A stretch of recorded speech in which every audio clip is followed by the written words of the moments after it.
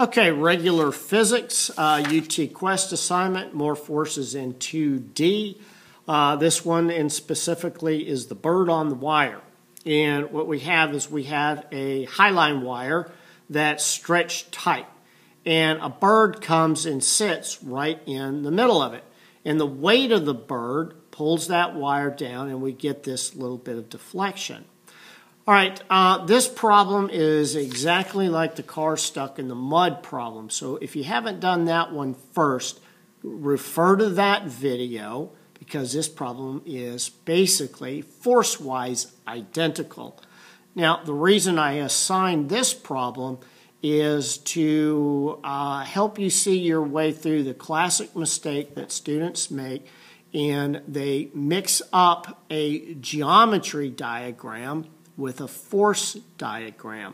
Now we do have some geometry information. Okay, we're given the distance of this wire and we're told that the bird sits half in the middle, so I can define this dimension, not tension, dimension.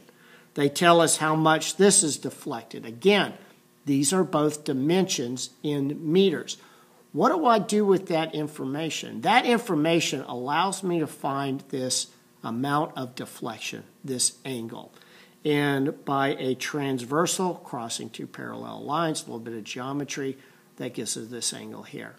Once you figure out that angle, all your meters, all your distances, all your length measurement information, it's gone. You're done with it. You found what you need to know. What that angle theta is now that is the direction of the force. You know nothing about its magnitude. The geometry of the situation will only, in these wire tension problems, the geometry just gives you the direction of a force, and that's it. So once you find that direction, get rid of, mind dump, all of your length information. It's just going to confuse you. All right, so now we have a free body diagram that is identical to the one that we use for the car stuck in the mud. And now once I have this theta, again, you can use the fact that the bird is in the middle of the wire, so this thing is going to be symmetrical. And if you'll refer to the video of the car stuck in the mud, okay, we set these two vectors equal to each other because we're in equilibrium.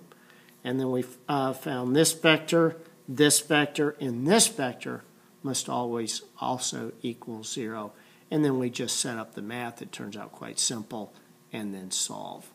All right, make sure you refer to that video first and then come back to this problem. It's identical, except for the fact that you have to do a little bit of trigonometry to figure out theta.